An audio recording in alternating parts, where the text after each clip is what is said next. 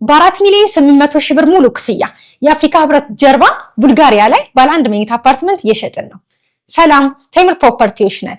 ቡልጋሪያ መብራቱ ጋር ወይም ደግሞ አፍሪካ ህብረት ጀርባ ኦር ደግሞ አልነጃሺ መስጂድ ፊት ለፊት ላይ ባለ 1 መኝታ አፓርትመንት በ4 ሚሊዮን 800 ሺህ ብር ሙሉ ክፍያ፣ ባለ 2 መኝታ አፓርትመንት በ7 ሚሊዮን ብር ሙሉ ክፍያ፣ ባለ 3 መኝታ አፓርትመንት ደግሞ በ10 ሚሊዮን ብር ሙሉ ክፍያ 100% የምትከፍሉ ከሆነ ለሽያጭ አቅርበንላችኋል። ይሄ ማለት 100% ለሚከፍል ሰው 30% ቅናሽ ማለት ነው።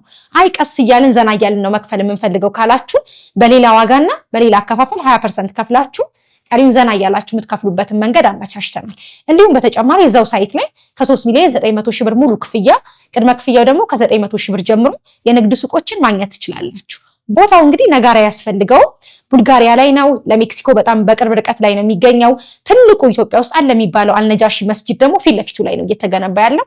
ለኢንቨስትመንት ለመኖሪያም አዋጭ የሆነ ሳይት ነው። ከስር ስልካችንን እናስቀምጣለን። ደውሉና ተጠቀሙ። ቴምር ፕሮፐርቲስ የህልሞ ማረፊያ።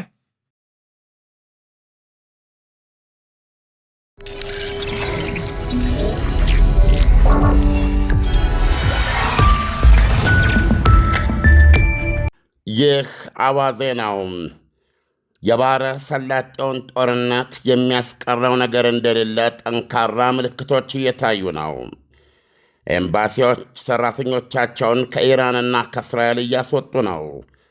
ፕሬዚደንት ዶናልድ ትራምፕ በኢራን የድርድር መንገድ ተበሳጭቻለሁ ብለዋል። ይህ በእንዲህ እንዳለ ደግሞ የኢራን ውጭ ጉዳይ ሚኒስትር አባስ አባቺ ዛሬ በሰጡት መግለጫ አሜሪካ ድርድሩ እንዲሰምር ከፈለገች የተትረፈረፈ ጥያቄዋን ታቁም ብለዋል። ኤምባሲዎች ሠራተኞቻቸውን ከኢራንና ከእስራኤል እያስወጡ ነው። እንግሊዝ ለክፉም ለደጉም በሚል ጥንቃቄ ላይ ተመስርታ የቴህራን ኤምባሲ ሠራተኞቿን አስወጥታለች። የእንግሊዝ ውጭ ጉዳይ ሚኒስቴር ለምናልባቱ የተወሰደ ጥንቃቄ ነው ብሎታል። ኤምባሲውን ቴህራን ውስጥ ባይኖርም ከርቀት ሆኖ አገልግሎት መስጠት እንደሚቀጥልም ገልጸዋል። ይህ በእንዲህ እንዳለ በእስራኤል ደግሞ የአሜሪካ ኤምባሲ ለአስቸኳይ ሥራ የማትፈለጉ የኤምባሲ ሠራተኞች ከእስራኤል መውጣት ፍላጎታችሁ ከሆነ ትችላላችሁ ሲል ፍቃድ መስጠቱ ሰማ። በእስራኤል የአሜሪካ አምባሳደር ማይክ ሁካቢ አገሪቱን ለቃችሁ መሄድ የምትፈልጉ ካላችሁ እንግዲያውስ አሉ ዛሬውኑ ብታደርጉት ይመከራል ብለዋል። ዘኒውዮርክ ታይምስ እንደዘገበው የአምባሳደሩ ሁካቢ ማሳሰቢያ የተሰጠው አሜሪካና ኢራን ሦስተኛ ዙር ድርድራቸውን ትናንት በጄኔቭ ከተማ ካካሄዱ በኋላ ነው። ሁለቱም የስብሰባውን ውጤት ገንቢ በሚል ቃል ቢገልጹትም ውስጥ አዋቂዎች ግን የሆነ ነገር የለም ይላሉ። መቀራረብም አልቻሉም። በተጨማሪም ቻይና፣ ህንድና ካናዳን ጨምሮ በርካታ አገራት በኢራን ሰማይ ላይ ባጠላው የጦርነት ደመና የተነሳ ዜጎቻቸው በተቻላቸው ፍጥነት ኢራንን ጣጥለው እንዲወጡ አዘዋል። በእስራኤል የአሜሪካ አምባሳደር ሁካቢ እንደተዘገበው ለሠራተኞቻቸው በላኩላቸው የኢሜይል መልእክት ምንም የሚያስበረግግ ነገር ኖሮ አይደለም፣ ነገር ግን መሄድ ለሚፈልጉ ከበኋላ ይልቅ ከወዲሁ ጉዟችሁን ማቀድ ስላለባችሁ ነው ብለዋል።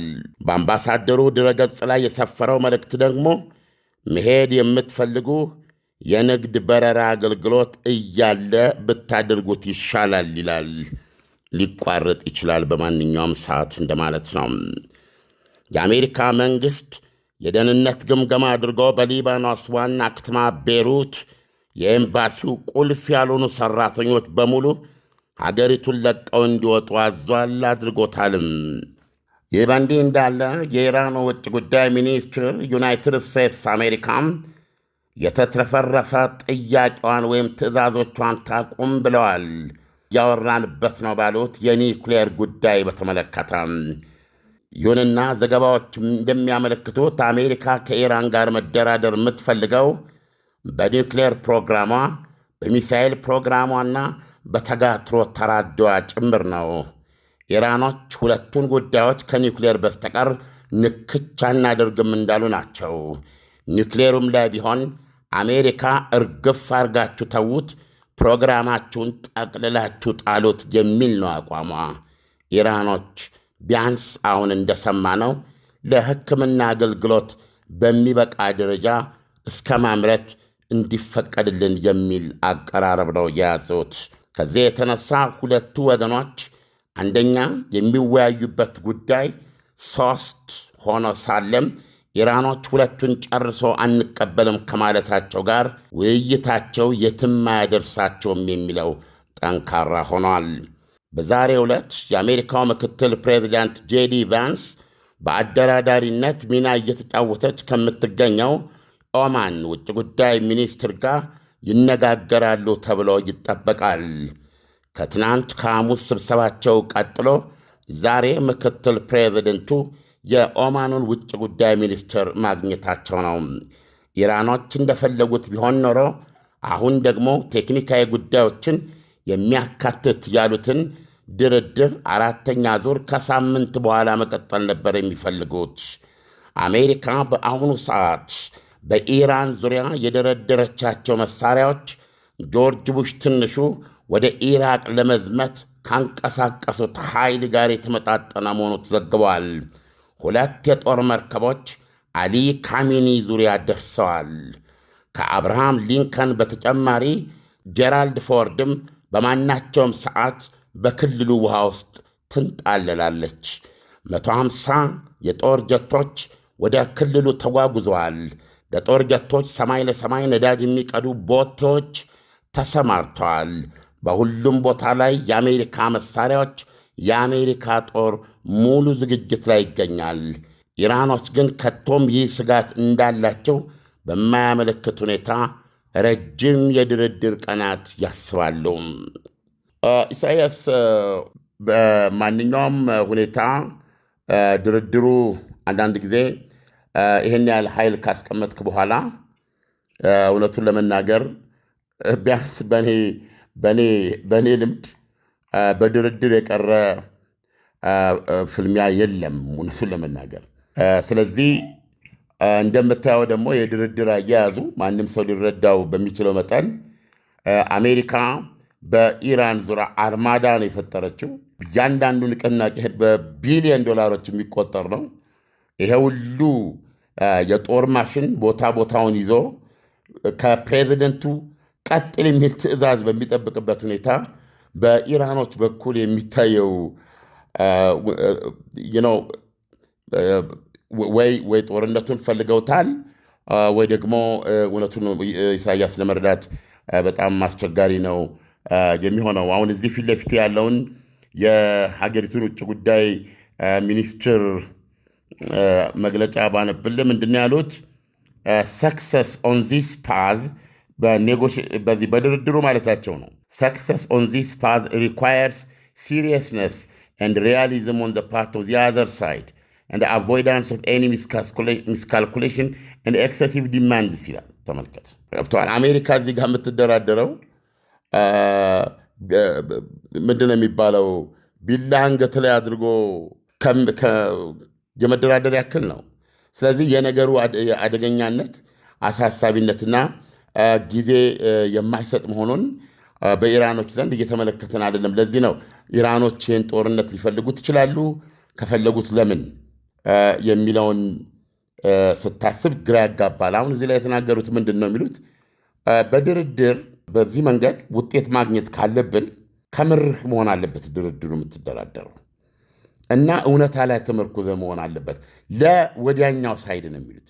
በአሜሪካ በኩል የዓላማ ሲሪየስነስ እና የሚጠይቁት ጥያቄ ደግሞ ተቀባይነት ሊኖረው የሚችል ከእውነታ ጋር ያልተፋታ መሆን አለበት የሚል ነው እና ማንኛውንም ድንገት ሊፈጠር ለተሳሳተ ላልታሰበ ነገር ሊዳርግ ከሚችል ሁኔታና ከልክ በላይ የሆኑ ትዕዛዞችን ማስወገድ አለባቸው ይላል። ስለዚህ አሁን በዚህ ውስጥ የምትረዳው ምንድን ነው? ኢራኖች በሦስቱ ጉዳይ ላይ መነጋገር አለብን ብላ አሜሪካ ያቀረበችውን ጥያቄ ሪያሊስቲክ ያልሆነ ነው እያሉት ያሉት። ሊሆንም አይችልም።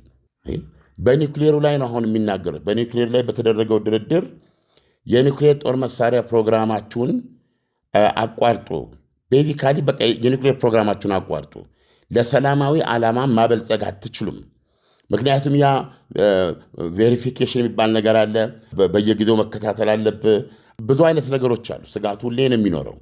ከዚህ በፊት በነበረው ሁኔታ ኢራን እስከ 60% ዩራኒየም አበልጽጋለች። ያ በማናቸውም ሰዓት ወደ ዊፖን ግሬድ ወደ 90% ሊቀየር የሚችል ነው። አቶሚክ ቦምብ ለመስራት የሚያስችል ከ400 ኪሎ ግራም በላይ ያላቸው 1 እንደ ነገሩ የሆነ አቶሚክ ቦምብ ይሰራላቸዋል። ከዛ በኋላ ጊዜ የሚፈጅባቸው ማጠፊያ ብረቱን ፈንጁን አካል እሱን የመስራት ሂደት ውስጥ ነው የሚል ነው። ስለዚህ አሁን አለመተማመኑ ስላለ ይህንን ጉዳይ የሚከታተለውና ምርመራውን የሚያደርገው ይሄ የዓለም የአቶሚክ ኃይል ተቆጣጣሪ ድርጅት ዘገባዎች ባለፈው ኢራን ልትታመን አትችልም፣ የተወሰኑ ቦታዎችን እኛ የእንትን ምንድን ነው የዩራኒየም እንቅስቃሴ እንደነበረ መሳሪያዎች አሉ ያሉት ቦታዎች ላይ እነዛን እንጎብኝ ስንል ተከልክለናል ነው ያለው። እና እየመረጡን የሚያስጎበኙን የሚል ነገር አለ። በዛ የተነሳ ነው አሁን ባለፈው ማዕቀብ ያደረጉባት ማለት ነው። ተነስቶላት የነበረውን በከፊል መለሰው ያደረጉባት።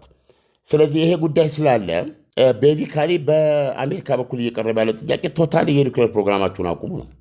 አሁን አትሊስት ኢራኖች እዚህ ጋር እንኳ የሚስማሙበት ሁኔታ ቢኖር እነዛም በቀሩት 2 ጥያቄዎች ላይ ጫና ወደ ብዙ ዓለም ጦርነቱን የሚፈልግ አይመስለኝም። ስለዚህ ዓለም የኢራን ጉዳይ እጅግ በጣም ነው የሚገርመው። ምንም አይነት የመለሳለስ ሁኔታዎች እያሳዩ አይደለም። ምንም አይነት የመለሳለስ ሁኔታ አለማሳየት በራሱ ደግሞ ኢራን ጦርነቱን ፈልጋዋለች ወይ? ይሄ ጦርነት የሚካሄደው በአሜሪካ ምናልባትም በእስራኤል ወይም መካከለኛው ምስራቅ ላይ ነው ይሄ ሁኔታዎች የሚከሰቱት እና ቀላል አይደለም ጦርነቱ። እጅግ በጣም ከባድ ጦርነት ነው። ግን ኢራን ለምንድን ነው መለሳለስ ያልፈለገችበት ሁኔታ? ምን የተማመነችበት ነገር አለ ብለን ራሳችንን እንድንጠይቅ አያደርግም ወይ? እኔ ለአዋዜ አድማጮች ጠቃሚ አስተያየት አለኝ። ጨባጭ በተደጋጋሚ ባየነው ነገር ላይ ተመስርቼ ማለት ነው። ማንኛውም ሰውን ጊዜ ለራሷን ቤታይቶ በተለይ ቲክቶክ ውስጥ ገብቶ በተለይ እንግሊዝኛ መከታተል የሚችል ፊድ ስታደርገው ትልቁ ጨዋታ የማይባል የማይሰጥ ትንታኔ የማትሰማው መላምት የሴራ እንትን የለም እና ሰዎች እንትን ይላሉ። ቲክቶክ ላይ የምትሰማው በአብዛኛው ዛሬ የምታከብረው ኤክስፐርት የለም። ሁሉ ነገር ከገንዘብ ጋር የተያያዘ ነው። ሁሉ ነገር ለመደመጥ ከመቻል ጋር ነው እና ስለዚህ የሚባሉ ነገሮች ያዝናናሉ። እኔ በእርግጠኛነት ነው የምነግርህ፣ ይህ ጥቃት ቢካሄድ ራሳቸው የኢራን ዋነኛ ድምፅ መልክ ሆነው በአሁኑ ሰዓት የሚንቀሳቀሱት ውጭ ጉዳይ ሚኒስትር አባቺ የመጀመሪያው ሰለባ ሊሆን ይችላል። ሞታቸውን ሊሰማ ትችላል። ይገርማል። በጣም የሚገርም ነው። አሜሪካ እዚህ ጋር የደረደረችው የጦር ኃይል አሜሪካንን በመደገፍ አይደለም።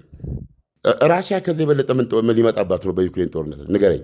ከ1 ሚሊዮን በላይ ወታደር አልቆባታል እያል የሆነ ግዛትን ለመያዝ ይህን ያን መስዋዕትነት ትከፍላለች እያል ለምንድን ነው ታዲያ ያንን መሳሪያዋን የማታወጣው? ይህን ስለ ኒውክሌር አይደለም የምናወራው። አሜሪካ በኢራን ዙሪያ የደረደረችው መሳሪያ የኢራን መሪዎችን ብሆን አላደርገውም። አሁን ብዙ የሚወራ ነገር አለ፣ በጣም የሚያስቀኝ ማለት ነው። ራሽያ እንዲያደረገች እንደዚህ አይነት እንትን ሰጥታለች። ምንድን ነው እንዲህ አይነት የአውሮፕላን መከላከያ ሰጥታለች። ቻይና እንደዚህ አጠቃላይ የጦርነቱን ፕሮግራም የኤሌክትሮኒክስ እንትን መከታተል የሚችል የአሜሪካ አውሮፕላኖች ከገና እዛው ሳይገቡ እንትን ሊያደርግ የሚችል ኢራኖች ያንን ኮንትሮል የማይባል ነገር የለም። የሚገርም ነገር ነው ኢሳያስ። ይሄ በጣም የሚገርም በተደራጀ መልኩ እንደ ወዳጅ ተዌ ጦርነት ይቅር ልትላቸው የሚገባቸው ወገኖች አይናቸው እያየ ወደ ጦርነቱ እንዲገቡላቸው የሚፈልጉ ድምፆች አሉ። በአሁኑ ሰዓት ክሬዚ ወርልድ። ስለዚህ አሁን ኢራን አሁን ይህን ነገር ባለፈው በሰኔ ወር የተደረገውን ውጊያ አስብ። በእስራኤልና በኢራን ዶክተር አዎ ኢራን እስራኤል ላይ ጉዳት ማድረስ ይችላ ነበረ። ብዙ ህንፃዎች ወድመዋል። ወደ 3000 ሰው ቆስሏል። 32 ሰው ሞቷል። እንግዲህ ሁለቱም የመጨረሻ አቅማቸውን እንደተጠቀሙ አድርገን አስበን ነው ኢሳያስ።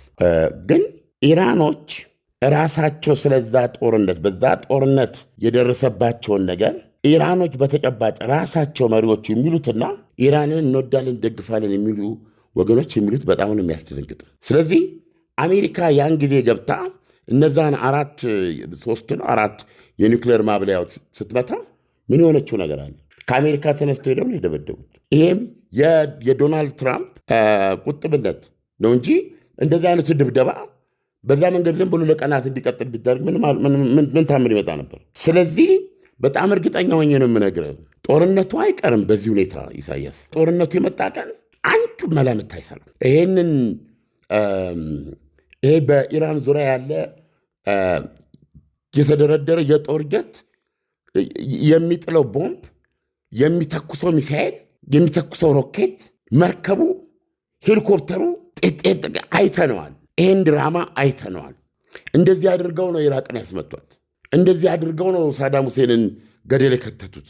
በሳይኮሎጂ ምን ይባላል መሰለህ? አንበሳ በለው ይባላል። አንድ ሰው አንበሳ በለው ይባላል። አንበሳ ካልከው በበነጋታው ጀምሮ አካሄዱ፣ አረማመዱ፣ አበላሉ፣ አነጋገሩ ይቀየራል። አየህ፣ በጣም አደገኛ ምዕራባውያን አደገኛነታቸው ሊበሏት ያሰቧትን አሞራ ጅግራ ይሏታል እንደሚባለው ፕሮባብሊ ራሳቸው ናቸው የሚናገሩትን። እዚያ በቃ የሆነ ነገርም አለ ኢራኖች ትላለህ እንጂ የሆነ ነገር አላቸው። ቦሊስቲክ ሚሳይል አላቸው። ያን ቦሊስቲክ ሚሳይል መተኮስ ይችላሉ። ግን አብዛኛው ቦሊስቲክ ሚሳይል ይመከታል። አላየነውም? ባለፈው ምን ያህሉን ያለፈው ምን ያህሉ የተመከተው አይደለሽ?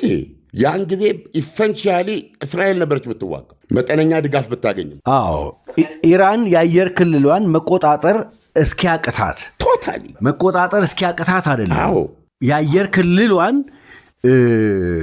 ልትጠብቅበት የምትችለው አንዳችም መሳሪያ ያላት እስካይመስል ድረስ ራሽያ ያ መሳሪያ ስለሌላት ነው እንዴ የዩክሬን ሰው አልቦች እንደፈለጉ በመሰረተ በትልልቅ የነዳጅ ተቋሞች ያለ ሁሉ የሁሉ ጥፋት የሚደርሰው?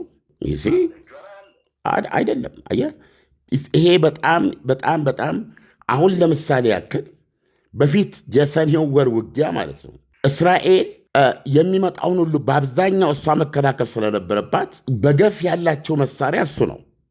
ኢራኖች 500 ከተኮሱ ቢያንስ አንተ ማረጋገጥ ስላለብህ ወደ 1000 ሚሳይል መከላከያ ልተኩስ ትችላል። ይሄ ሊያራቁት ይችላል። የመከላከያ ጥይት ሊጨርስ ይችላል። ግን ተኩሰ 500 ተኩሰ 1000 ተኩሰ ምንድን ነው አገኘሁት የምትለው? ጦርነቱን መቀየር ይችላል ወይ? ይሄ የምተኩሰው ሚሳይል የሚያስከትለው ጉዳት እየጨመረ ቢመጣ ማን ነው የጦርነቱን ባህሪ መቀየር የሚችል ከሁለቱ? ይሄ ነገር ብሎ መቆም አለበት በሚል በፊት ከሚችለው ካለው ከሚጠቀምበት ኃይል መጠን መቀየር የሚችለው ማን ነው? ይችላሉ ወይ? አሁን ይሄ ኢራንን ለማናነቅ አይደለም፣ ኢራንን ውድቅ ለማድረግ አይደለም። ኢራን ያላት ነገር ይታወቃል። ኢራን ቦሊስቲክ ሚሳይል ነው ያላት እና ሰው አልባ ነው ያላት። ይሄን ደግሞ እስራኤል ላይ በገፍ ተጠቅማ አይተናል። አሁን እስራኤል ፕላስ ዩናይትድ ስቴትስ አሜሪካ ሶስተኛ አውሮፕላን ተሸካሚ የጦር መርከብ ተዘጋጅ ተብሏል። ጆርጅ ቡሽ ይሄ ዲስትሮየርስ ፍሪጌትስ የምትለው ሚሳኤል ተኳሹ የአውሮፕላኑን አይነት ብቻ ለብቻ የአድማጮች ፍላጎት ከሆነ የእያንዳንዱ ብቻ ለብቻ ማስቀመጥ ይቻላል። ስለዚህ ይሄ ጦርነት ቢካሄድ እንዴት ሆኖ ነው ክልላዊ ጦርነት የሚሆነው? እውነቱን እንነጋገር ከተባለ ለምሳሌ ኢራን ክልላዊ ጦርነት አድርገዋለሁ ብላለች። እንዴት ነው ክልላዊ ጦርነት የምታደርገው? ኦኬ የአሜሪካ ጦር ሰፈር ኳታር አለ፣ እሱን እመተዋለሁ። ሳውዲ አረቢያ ውስጥ እመታለሁ። ባህሬን ውስጥ እመታለሁ። በጣም ጥሩ። ዮርዳኖስ ውስጥ እመታለሁ። በጣም አሪፍ። ሌላስ? ቱርክም ላይ ልመታለሁ ትበል። አሁን ደግሞ ምን እየነገሩን ያሉት ኢቭን ሌሎች የእነዚህን ሀገሮች ሌሎች ኢላማዎች ለምሳሌ ጦርነቱ እነሱ ለማድረግ የማይባል ነገር የለም። ዱባይ ላይ እንደዚህ አይነት ቦታ እንደዚህ በጣም ነው የሚያሳዝን። ገብቷል። አንዳንድ ጊዜ ሰዎች በራሳችን ፕሮፓጋንዳ እንሰክራለን። ይሄ ማችን ነው። አውራን ስንት ሚሳኤል አላት ኢራን ዩሲ። ስለዚህ እነዚህ ሁሉ አገሮች ላይ 500 እንኳ ልላክ ብትል የአንዱን ወገን ድብደባስ በምን ተቋቁመው በምን መክተው? ይሄ በባለፈው ጦርነት እኮ የጣኑትን ቦምብ እየወሰዱ ነበር የሚያረግፉት። አንድ ጦር ጀት መታጠልም እንዴ? አሁን እዚህ ግፍ አይሆንም እንዴ? ይሄንን ጦርነት ኢራን ወይ ሀገሮች ስለምሸነፍ የመጣብኛል ስለሚያሸንፈኝ ወይም ብዙ አቅም ስላለው አልዋጋም ይቅርብኝ ብለው እንደፈለግ አድርገን ብለው እግሩ ላይ አውድቁም። በዚህ እስማማለሁ። ኢራኖች ይዋጋሉ የምንለው ከዚህ ሀሳብ ከሆነ እስማማለሁ። ገብተዋል። በቃ ከዚህ በላይ መደራደር አይችሉም። ይሄ መብታቸው ነው። ይሄን አድርጎ ደግሞ የሚባሉ ከሆነ ተዋቅተን እንሞታለን የሚል አቋም ይዘው ነው። ትክክል ነው ብለው ማንኛውም ሰው የሚችለውን አድርጎ መውደቅ አለበት። በዚህ ደረጃ ልገነዘብ ይችላል። ነገር ግን እውነቱን ነገርን ካልከኝ ይሄ በተለያየ መንገድ በፕሮፓጋንዳ ያህል ልናናንቀው የምንሞክረው በኢራን ዙሪያ የተደረደረው የአሜሪካ አርማዳ የምድራችን ሌላ ኃያል ሀገር ትጥቅ ነው። ይሄ ገብተዋል። የጦር ገበሬዎች ናቸው። ደግሞ ውጊያ ከመጣ በተግባር አይተናቸዋል። ከአደጋ እንኳ አይጠልሉም። መነጽራቸውን አድርገው እስከነ ውፍረታቸው እስከነ ስሜታቸው የአሜሪካን ወታደሮች ወደኋላ አይሉ። ገብተዋል። ቴክኖሎጂው ማገዝ ብቻ ሳይሆን በጣም ነው የሚዋጉት። ለምን? ይሄ የአሜሪካ ፕሮፓጋንዲስት የሚያስብል ከሆነ ይቀበለዋል። ለምን? በተግባር በተደጋጋሚ ይታየ ነው እንዴ። በዓለም ላይ ማነው አቅሙን በተደጋጋሚ የሚያሳየው? አሜሪካ አይደለችም እንዴ? ስለዚህ ይህን ያዩትን ማመን ነው የሚሻለው። እና ይሄ ጦርነት ቢጀመር የሳምንታት የሚባል ውጊያ ሊኖር አይችልም ነው ብዬ ነው የማስበው እኔ። እና በጣም ቀሳፊ ውጊያ የሚሆኑ ለኢራን። ሌላው ዓለም ኢራን ለምሳሌ ያስቀመጠችው ለድርድር ያስቀመጠችው ቅድመ ሁኔታዎች አሉ። ኒኩለርን በተመለከተ ያው እስከ 20% ለመቀነስ ፍላጎቷን አስቀምጣለች። ግን በተጋትሮ ተራዳው ዙሪያ ላይ ግን የመደራደር ፍላጎት የለኝም ስትል ምን ማለት ነው? ይህ ዓለም በ4,800,000 ብር ሙሉ ክፍያ የአፍሪካ ህብረት ጀርባ ቡልጋሪያ ላይ ባለ 1 መኝታ አፓርትመንት እየሸጥን ነው። ሰላም ቴምር ፕሮፐርቲዎች ነን። ቡልጋሪያ መብራቱ ጋር ወይም ደግሞ አፍሪካ ህብረት ጀርባ ኦር ደግሞ አልነጃሺ መስጂድ ፊት ለፊት ላይ ባለ 1 መኝታ አፓርትመንት በ4,800,000 ብር ሙሉ ክፍያ፣ ባለ 2 መኝታ አፓርትመንት በ7 ሚሊዮን ብር ሙሉ ክፍያ፣ ባለ 3 መኝታ አፓርትመንት ደግሞ በ10 ሚሊዮን ብር ሙሉ ክፍያ 100% የምትከፍሉ ከሆነ ለሽያጭ አቅርበንላችኋል። ይሄ ማለት 100% ለሚከፍል ሰው 30% ቅናሽ ማለት ነው። አይ ቀስ እያልን ዘና እያልን ነው መክፈል የምንፈልገው ካላችሁ በሌላ ዋጋና በሌላ አከፋፈል 20% ከፍላችሁ ቀሪውን ዘና እያላችሁ የምትከፍሉበትን መንገድ አመቻችተናል። እንዲሁም በተጨማሪ እዛው ሳይት ላይ ከ3,900,000 ብር ሙሉ ክፍያ፣ ቅድመ ክፍያው ደግሞ ከ900,000 ብር ጀምሮ የንግድ ሱቆችን ማግኘት ትችላላችሁ። ቦታው እንግዲህ ነጋራ ያስፈልገው ቡልጋሪያ ላይ ነው። ለሜክሲኮ በጣም በቅርብ ርቀት ላይ ነው የሚገኘው። ትልቁ ኢትዮጵያ ውስጥ አለ የሚባለው አልነጃሺ መስጂድ ደግሞ ፊት ለፊቱ ላይ ነው እየተገነባ ያለው። ለኢንቨስትመንት ለመኖሪያም አዋጭ የሆነ ሳይት ነው። ከስር ስልካችንን እናስቀምጣለን። ደውሉና ተጠቀሙ። ቴምር ፕሮፐርቲስ የህልሞ ማረፊያ። አንደርስታንድ አደርጋቸዋለሁ። ለኢራኖች ከተጋትሮ ተራዳው ጋር የምታደርጉት ግንኙነት ይቋረጥ፣ የምትሰጡት ድጋፍ ይቆም እና በትኑ ማለት ነው በሌላ አነጋገር። እንደዚሁም ደግሞ የሚሳኤል ምርታችሁን አቅቦ ለረጅም ርቀት መቺ ሚሳኤሎችን እንዲያቁም ከ200 ኪሎ ሜትር ጀምሮ ያለውን ይላሉ። እንደውም በእስራኤል በኩል የሚቀርበው ደግሞ ሌላ ነው። እንደዚህ ላይ ለምሳሌ ሚሳኤሉን አናቆምም ነው ያሉት። ለምን? ሚሳኤሉ ባለፈውም ጦርነት አይተነዋል በሰኔ እኛን ያተረፈን እሱ ነው። ምክንያቱም ሰማያችን ሙሉ በሙሉ በእስራኤል ቁጥጥር ስር ወድቆ የፈለጉትን ቦታ ነበር የሚወጡ ያለ ገደብ ማለት ነው። በዛን ወቅት ብቸኛ ራሳችንን ያዳንበት ራሳችን የተከላከለበት ሚሳኤሉ ነው። ስለዚህ ሚሳኤሉ ላይ አንደራደርም ነው የነሱ አባባል።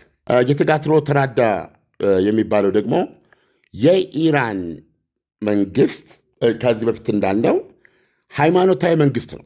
ሃይማኖታዊ ወታደራዊ መንግስት ነው። ስለዚህ ፓወር ሆኖ ለመውጣት በመካከለኛው ምስራቅ ውስጥ ካሉ ተገዳዳሪ ኃይሎች መካከለኛው ምስራቅ ውስጥ በነገራችን ላይ ከፍተኛ ያላቋረጠ የበላይነት ፉክክር የሚደረግበት ነው። መልኩ የተለያየ ሊሆን ይችላል። በሳዑዲ አረቢያና በተባበሩት አረብ ኤሚሬትስ በኩል ከፍተኛ የኢኮኖሚ ውድድር አለ። የስልጣኔ አቅጣጫ ውድድር አለ። ለምሳሌ ዱባይ የተቀዳጀችውን ዓለም አቀፋዊነት የሳዑዲ አልጋ ወራሽ ይቀናል። ያንን መላቅ ይፈልጋል። ዱባይ ያደረጓትን ትልልቅ ኮርፖሬትስ እንትኖችን ወደ ሳውዲ አረቢያ መሳብ ይፈልጋል። የ2030 እቅድ የሚለው ይሄንን የሚያሳየው ውስጥ ገብተህ ስታነብ ብዙ ግጭቶች አሉ እና እነዚህ ሀገሮች እርስ በርስ ተፎካካሪ ናቸው። ቱርክ ጠቅላላ ምንድን ይባሉ በጠቅላላ እዚህ መካከለኛው ምስራቅ አውራ መሆን ነው የምትፈልገው። ከመካከለኛው ምስራቅ ውጭ ነው ያለችው። ነገር ግን መካከለኛው ምስራቅን 500 ዓመት የገዛችው ቦታ እኮ ነው። መካከለኛው ምስራቅ እኮ ቱርክ 500 ዓመት የገዛችው። አይ በዛ በኩል ኳታር ራሷን የቻለች ኃይል ናት። በእንደዚህ ውስጥ አሁን በጣም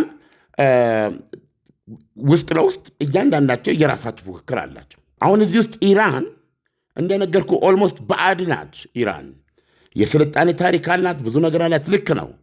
ኢራን እንደ ሀገር ፋርሶች እንደ ሀገር ልክ ነው፣ ግን ብቸኞች ናቸው። በመካከለኛው ምስራቅ ውስጥ 400 ሚሊዮን አረብ ባለበት ሪጅን ውስጥ ኢራኖች እንደ ኩርዶች ሀገር ስለሌላቸው ነው የራሳቸው። ኢራኖችም ከዚህ የተለየ አይደሉም። ልክ እስራኤል ከዚህ እንዳልተለየች ሁሉ ማለት ነው።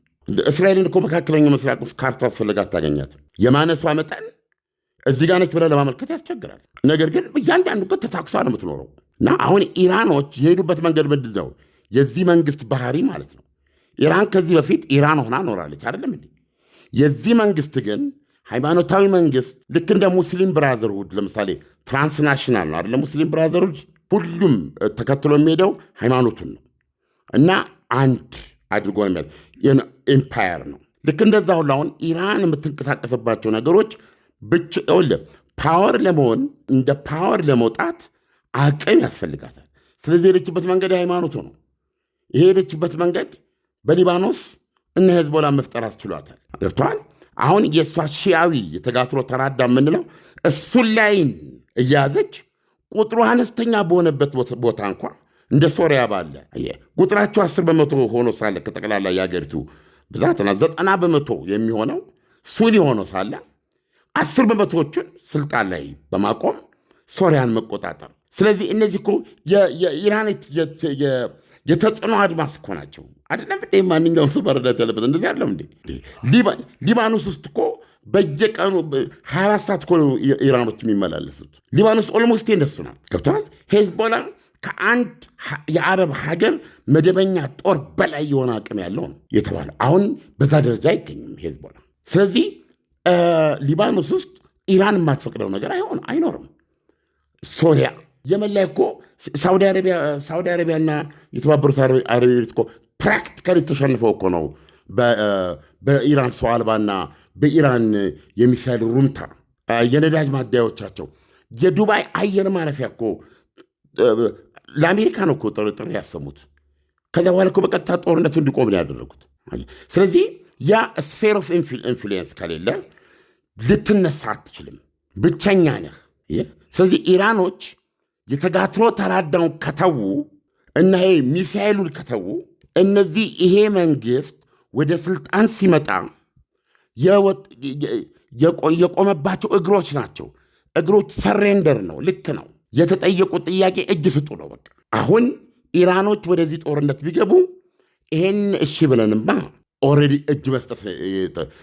የእጅ መስጠት ጉዳይ ከሆነ ደግሞ ተዋክተን የሚሆነውን እናያለን የሚል አቋም እንደያዙ ነው የምረዳው ኢሳያስ እንጂ ይሄ በቲክቶክ ላይ እና በተለያየ መንገድ የሚሰጠው ትንተናና ብተና ሪያሊቲን መካድ ነው የሚሆነው። ይሄንንም ጦርነቱ ሲጀመር እሳት ምን እንደሆነ እናያለን። ስለዚህ ሪሊ ይሄን ጦርነት በድርድሩ ቢያንስ በአንዱ ላይ በኒውክሌሩ ላይ በሆነ ነገር አድርገው ቢስማሙ ቢያንስ ጊዜ ለመግዛት ይችላሉ። ጥበበኞች ናቸው ነው የምለው። አሁን ግን አባስ አርጋቺ የሚሰጡት መግለጫ ጣሪቅ አዚዝን ነው የሚያስታውሰኝ፣ የኢራቁን። ምንም የተለየ ነገር የለም። ዓለም አሜሪካ ናት። ምክንያቱም በዓለም ዋነኛዋ እና ብቸኛዋ ማለት ሊቻል በሚችል መልኩ ሀያል መንግስት ናት። ኢራን ደግሞ ደረጃዋን ታውቀዋለች። አሁን ቅድም ደስ በሚል መልኩ አስቀምጠኸዋል። እጅ በመንሳት ስንል ምን ማለት ነው? ትጥቅ ፍቺ እንደማለት ነው። ግን ትጥቅ በመፍታት ውስጥ ሌላ እኮ ደግሞ ድል አለ። እስካሁን የተጣለባትን ማዕቀብ በማስነሳት እንደ ሌሎቹ እንደነ ኳታር፣ እንደነ ሳውዲ አረቢያ፣ እንደ ዩኤኢ ያላትን ሀብት ወደ ዓለም ገበያ በማቅረብ ተወዳዳሪ ሀገር መሆን አትችልም ወይ? በኢኮኖሚ የታፈረችና የተከበረች ሀገር መሆን አትችልም ወይ? በሌላ መልኩ ደግሞ ከአሜሪካ ጋር በመፋለም የኢራቅን ታሪክ መድገም አይሆንም ወይ? ትልቁ ነገር ምንድን ነው? ኢራናውያን እንደ ህዝብ፣ ኢራን እንደ ሀገር አለች። ነገር ግን ሪያሊቲ ነው የምናወራው። ሀገሮች የሚገለጹት በመንግስታቶቻቸው ነው። አሁን ለምሳሌ ያክል የኢራን መንግስት ሊክደውና ሊያስተባብለው በማይችለው ሁኔታ አጥለቅላቂ የህዝብ ተቋሞ መጥቶበታል። የኢራን አገዛዝ ቢወድቅ እንባ የሚፈሳቸው ኢራናውያን ብዙ አይመስሉኝም። ለምሳሌ በተደራረበ የኢኮኖሚ ማጥ ውስጥም ይገኛሉ እና ይህንን ተቋሞ ለማኮላሸት መንግስት የወሰደው እርምጃም የሚዘገንንና የማይጠቀስ ነገር ነው። ስለዚህ አሁን እውነታውን ስንመለከት የኢራን ህዝብ አሁን በጣም ግራ የሚያጋባው ነገር 50 በመቶ ሊደግፈው ይችላል ወይ ፎርዛት ማተር 60 በመቶ ይደግፈው፣ እንደዚህ ተብሎ ግን አይሰለም። ስለዚህ ስርዓቱ መቀየር አይችልም። ስርዓቱ መቀየር የማይችለው ቅድም ባልኩ መንገድ እና ወደ ስልጣኑ ላይ ያሉት ሰዎች በዚህ ሃይማኖታዊ አመለካከት ያላቸው ናቸው። ስለዚህ አሁን አንተ የምትለው ለምሳሌ ከማዕቀቡ መነሳት በኋላ ኢራን በመጀመሪያ ደረጃ በእግዚአብሔር ከተባረኩ ሀገሮች ውስጥ ናት። ገብቷል። የነዳጅ ጎርፍ ያላት ናት። የተፈጥሮ ጋዝ ጎርፍ ያላት ነች። ሌሎች ማዕድናትም እንደዚሁ ነው። ሰው ደግሞ ጥበበኛ ነው፣ የሥራ ኃይል ነው። በዛ መንገድ ብትመለከት በጣም በሌላ መልኩ ራሱን መግለጽ የሚችል በሌላ መንገድ ስቲል በመካከለኛው ምስራቅ ውስጥ እንደ ፋርስ ምንጣፍ እንደሚባለው ሁሉ በተለይ በጣም የሚደንቀኝና የሚመስጠኝ ስለ ኢራኖች ሳወራ እና ሁልቅም ለሀገር የምቀናባቸው ናቸው። እኔ በኢራኖች በጣም ነው የምቀናው ኢሳያስ። በኢራንና በቻይና በጣም ነው የምቀናው። ገብቶሃል። እና በ79 ዓመተ ምህረት ነው እኔ ጋዜጠኛ የተቀጠርኩት። ከግማሽ ዕድሜ በላይ በዚህ ቆይቻለሁ። እና በጣም በዚህ የሚገርመኝ ነገር የቻይና ተአምርና የኢራኖች ተአምር ነው። የምህንድስና ደረጃቸው ብዙ ጊዜ አነብ ነበር እስራኤል እና እስራኤል ኤቭሪቲንግ ነው ስለ ኢራን የምጽፈው፣ ምክንያቱም በጠላትነት ስለነበሩ ማለት ነው። በትምህርት ቤት ደረጃ የራሷን ተማሪዎች ከነሱ ጋር እያነጻጸሩ ስርዓተ ትምህርቱን በትምህርት ክህሎት ያሉበትን በተለይ በምህንድስና ሳይንስ የሄዱበትን ርቀት በሚተነተንበት ጊዜ በጣም እየተጠጋጉ መምጣታቸው ነበር የሚሰራው እና ይሄ ውርድብኝ የሚያደርጉት ሚሳኤላቸው የጭንቅላት ውጤት ነው። ሰው አልባ የጭንቅላት ውጤት ነው። አሁን ይሄ ጭንቅላት ውጤት ነው። ኢትስ አንፎርቹኔት ስርዓቱ ሲመሰረት ስርዓቱ ይዞት የተነሳው ነገር እና ይጥፋ የሚል ነገር ስላለው ይሄ ሁኔታ ተፈጥሯል። እድል ቢሰጠው ግን አሁን በተለይ የአቅጣጫ ነገር ካልሆነ በስተቀር አብዛኛውን ነገር በእጃቸው ሰርተው የሚኖሩ ህዝቦች ናቸው ኢራኖች። እንዴ የኢራንና ኢራቅ ጦርነትን እኮ ማስታውስ ሰው ነኝ እኔ። ኢራኖች እኮ ሄሊኮፕተር ተሸካሚ የጦር መርከብ ይሰራሉ። በራሳቸው የጦር አውሮፕላን ምናምን ይሰራሉ እኮ። ቴክኖሎጂካሊ እጃቸው ሊፍታታ በምዕራባውያኑ ደረጃ ሊስተካከሉ ጥቂት ምዕራፍ የቀራቸው ናቸው እና ይሄ አሁን የገጠሙት ጦርነት ግን ከዩናይትድ ስቴትስ አሜሪካ ጋር ነው። አንድ ነገር ግን ማድረግ ይችላሉ፣ የማይካደው ነገር። በ2003 መጋቢት ወር ጆርጅ ቡሽ ትንሹ ጥቁር ደም በሚለው አባቱን ለመበቀል እነ ሳዳም ቤተሰብ ባስ ፓርቲና ጦሩ ላይ በዘመተ ጊዜ በጣም የሚገርም ነው አይደለም? ያኔም በመጀመሪያው የፋርስ ባሕረ ሰላጤ ጦርነት ጊዜ አንድ ነገር ማድረግ አልቻለም። አንድም አይነት መቋቋም ማድረግ አልቻለም። ግን ምንድን ነው አሜሪካ $3 ትሪሊየን የከሰረችው በጆርጅ ቡሽ ትንሹ ጊዜ። ያ ጦርነት ኢሳያስ ከጠየከኝ ያ ጦርነት ነው የአሁኗን ቻይና ከምስራቅ እንደምትወጣ ፀሐይ እንደ ተተኪዋ ልዕለ ኃያል ወይም በመድረስ ላይ ያለች ልዕለ ኃያል አድርጎ ቀስ እያለ ወደ መሃል ያወጣት። አሜሪካ ልዕለ ኃያልነቷ የደነገጠበት ክስተት ካለ ያ ጦርነት ነው። አሜሪካ ከዛ በኋላ ስቲል ምንድነው ቁስል አለባት፣ አላገገመችም። ኢሳያስ ወደ 40 ትሪሊዮን ዶላር እየተጠጋ ያለ ብሔራዊ ዕዳ ነው ያለባት። እነ ቻይና እነ ጃፓን ትልቅ አበዳሪዎቿ ናቸው። ይሄ እውነት ነው። የደረሰባት ያሁሉ ያየነው የሚተኮስ ያሁሉ አርማጌዶን የሚደንቅ ነው። ኢራቅን እምሽክ ነው ያደረጋል። ሳዳም ሁሴንን ከጉድጓድ ውስጥ ነው ያወጣቸው። የልጅ ልጅ የሚባል ነገር እኮ አልቀራቸውም። እዛ ድረስ ነው ያደረገው። የቆፈረው የእሳተ ገሞራ ጉድጓድ አንዱ ቦምብ የሚጥለው ስትመለከት ያሳዝናል። ማይክ ታይሰን ከ6 ወር ሕፃን ጋር ቦክስ እንደገጠመ ነው የሚቆጠረው። ምንም በዚህ እንትን የሚባል ነገር የለም። እያንዳንዱ የሚጣለው የሚተኮሰው የሚወነጨፈው ነገር ሁሉ ኢኮኖሚ ነው። 3 ትሪሊዮን ዶላር ነው አሜሪካ ሚሽን አኮምፕሊሽድ ብለዋል ጆርጅ ቡሽ ትንሹ። 2 ነገር ነው።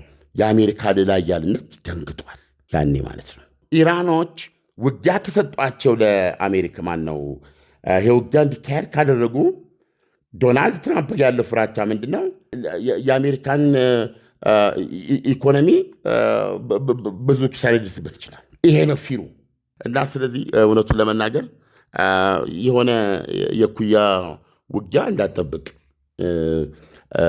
ይህን ጦርነት ለማስቀረት ግን ኢራኖች አልተጠበቡም ብዬ ነው የማስበውና ይሄ ጦርነት ከተካሄደ በጣም የሚገርሙ ናቸው የኢራን አገዛዝ ሰዎች። ዓለም ኢራን በመጨረሻው ሰዓት ላይ ወስና ወደ እርቅ ትገባለች ወይስ ኢራን እየተግደረደረች ወደማይቀሬው ጦርነት ውስጥ ወደ ፍልሚያው ትገባለች? ይህን እየተከታተልን እናቀርባለን። ዓለም ለዛሬው ትንታኔህ ከወዲሁ አመሰግናለሁ። መልካም አዳር ይሁንልህ። መልካም አዳር። ምርትና አገልግሎቷን በአዋዜ ላይ ያስተዋውቁ። ለጥራች እንታመናለን። በስልክ ቁጥሮቻችን ይደውሉልን። አዋዜ ዓለምነህ ዋሴ ዜና